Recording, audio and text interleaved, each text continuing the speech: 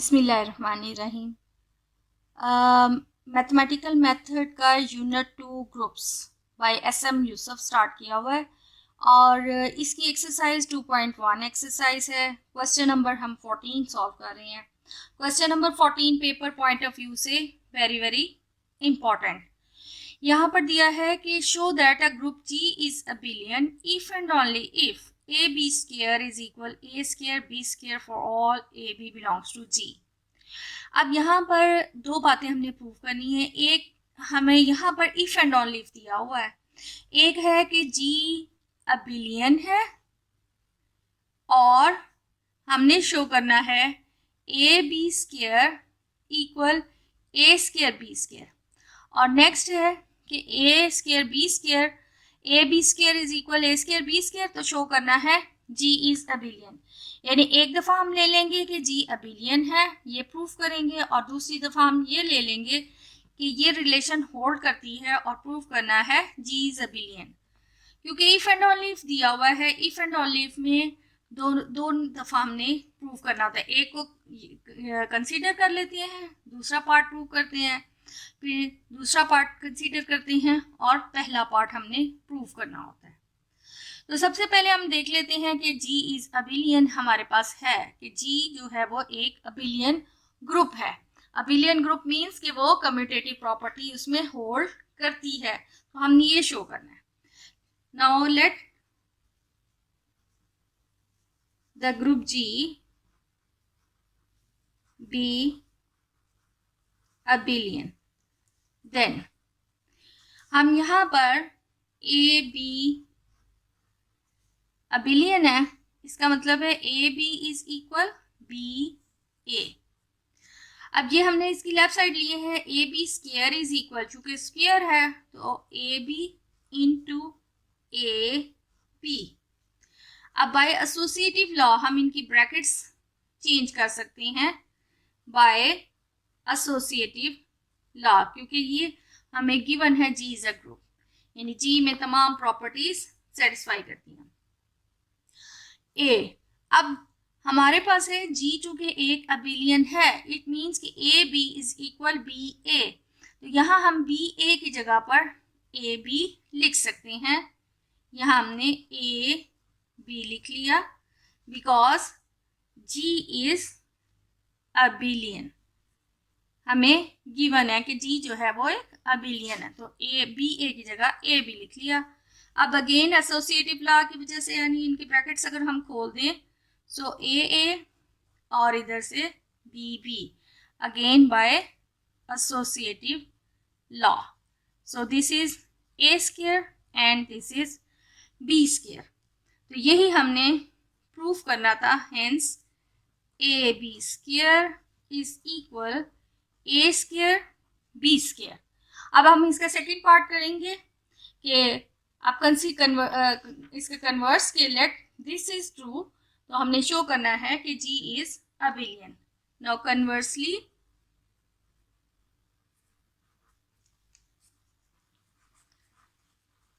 Suppose that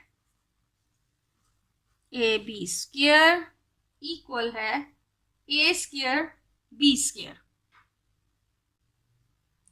अब ये हमारे पास A B square is equal A square B square है। अगर हम इसको खोल लें, यानी A B into A B equal A into B B.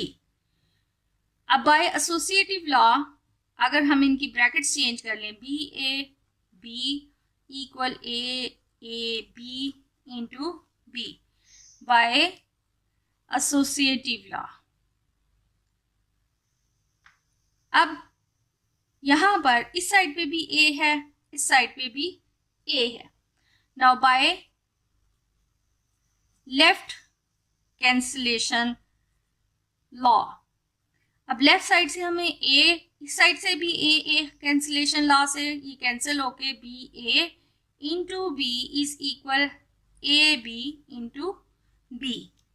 अब अमूमन स्टूडेंट्स मिस्टेक क्या करते हैं कि वो यहाँ पर ये ए को कैंसिल कर देते हैं। ग्रुप्स में हम ए कैंसिल नहीं कर सकते, यहाँ हमें सिर्फ रेफरेंस देना पड़ेगा कि bye left cancellation law.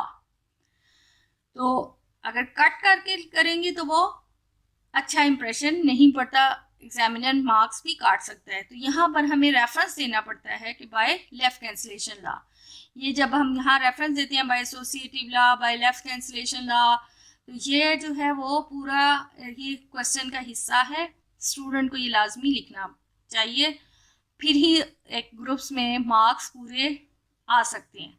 Otherwise examiner अगर ये इन एक्सप्लेनेशंस के बगैर लिखेंगे तो अगर 8 नंबर का सवाल है तो एग्जामिनर 5 या 6 मार्क्स देगा। नाउ अब हमने बी कैंसिल करना है, सो यानी बाय राइट कैंसिलेशन लॉ हम A B by right cancellation law. अब ये क्या शो कर रहा है, A B is equal B A, तो ये शो कर रहा है कि G is an abelian group, hence G is an abelian group. Now question number 15, और question 15 भी बहुत important question है पेपर पॉइंट ऑफ व्यू से। Now question 15 यहाँ पर दिया हुआ है कि suppose that a group G has only one element A of order 2. Given condition है कि सिर्फ एक A एलिमेंट ऐसा है जिसका ऑर्डर 2 है। ऑर्डर 2 होने का मतलब A square is equal identity element, यानी ए की power that is equal identity element.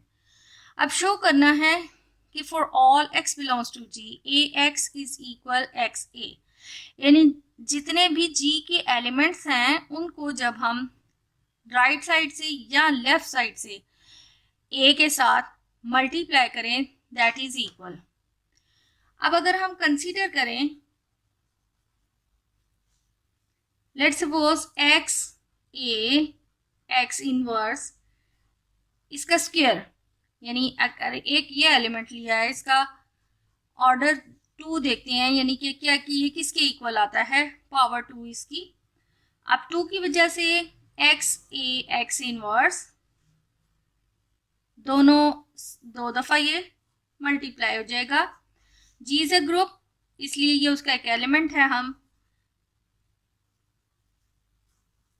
Associative law use करते हुए ब्रैकेट्स इनकी चेंज कर सकते हैं बाय एसोसिएटिव लॉ।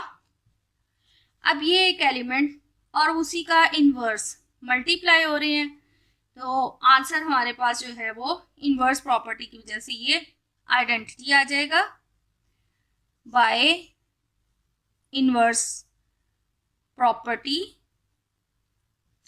अब आइडेंटिटी एलिमेंट जिस भी एलिमेंट के साथ मल्टीप्लाई होता है तो वापिस वही एलिमेंट आ जाते हैं। So X A X inverse because E is identity. अब यहाँ X A square and X inverse, और हमें गिवन है कि ए का ऑर्डर 2 है, यानी कि A square is equal E. So X E X inverse, because यहाँ पर गिवन था A square is equal E, और ई जिस भी एलिमेंट के साथ मल्टीप्लाई हो वापिस वही एलिमेंट आ जाता है, एंड दिस इज ई। अब यहाँ पर हमारे पास क्या शो हो रहा है कि ये एक एलिमेंट उसकी पावर 2 वो ई आ रहा है, यानी इस एलिमेंट का भी ऑर्डर जो है वो 2 है, जबकि हमें गिवन है कि सिर्फ एक ए एलिमेंट ऐसा है जिसका ऑर्डर 2 है। इसका मतलब है ये एलिमेंट जो है वो ए के ही इक्वल है, since G has only one element a of order 2। So यानी ये एलिमेंट असल में ए के बराबर ही है। सो हमारे पास आ जाएगा X A X inverse is equal A.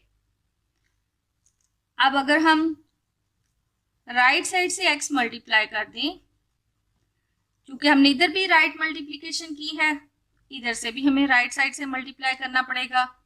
Again by associative law हम ब्रैकेट चेंज करके इनको अलग कर लें, और ये A X. Now by associative law, अब ये तो हमारे पास इनवर्स की प्रॉपर्टी यूज करते हुए ये that is equal E A X by property of inverse. अब आइडेंटिटी, चूंकि ई इज द आइडेंटिटी तो मल्टीप्लाई होकर वापस ये आ जाएगा, E is the identity element. और हमने यही शो करना था कि अगर हमारे पास एक ऐसा है, सिर्फ ए ही एक एलिमेंट है जिसका ऑर्डर 2 है, then x a is equal a x, hence x a equal a x.